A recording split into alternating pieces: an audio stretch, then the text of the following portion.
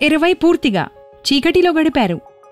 కాని 21 వెలుగుని తీసుకొస్తే మీరాందోళనకు గురవుతున్నారా? మేం కూడా ఆందోళనకు గురవుతాం. కాని మేం పోరాడతాం. మా కొన ఊపిరి వరకు రోగికి ప్రాణం పోస్తాం. వీరుల బలిదానం నిష్ప్రయోజనంగా మారకుండా చూడాలి. ఈ యుద్ధంలో విజయం సగంలో ఆగిపోకూడదు. మీరు సిస్టర్ అని పిలిస్తే మేమా బంధాన్ని నిర్వహించాము. మా సొంత వాళ్లకి దూరమై మిమ్మల్ని చూసుకున్నాము.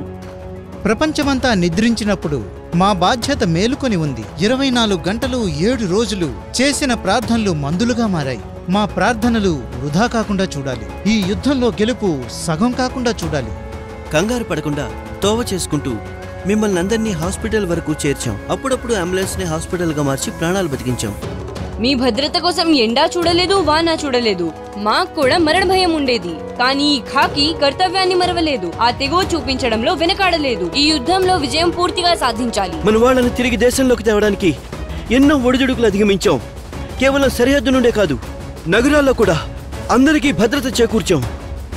సమయానికి రోగి యొక్క వార్త అందించాము. బాగా పరిశీలించి దారి చూపించాము. ఆ దారి గమ్యం చేరుకునేలా చూడాలి. ఈ యుద్ధంలో గెలుపు పూర్తిగా వచ్చేలా చూడాలి. ప్రతి సందు, ప్రతి వీధి నుండి ప్రమాదాన్ని నిర్మూలించాం. ప్రతి జోన్ కి వెళ్లి రోగాలు కలిగించే గాలిని శుద్ధి చేశాం. మేము మా కర్తవ్యాన్ని పాటిస్తున్నాం. ఇప్పుడిక మీ వంతు. ఈ చెర నుండి విముక్తి కోసం మాస్క్ ధరించి, సామాజిక దూరం పాటించి, ఈ టీకా అనే కాగడతో మీ ఇంటి దీపాన్ని వెలిగించండి.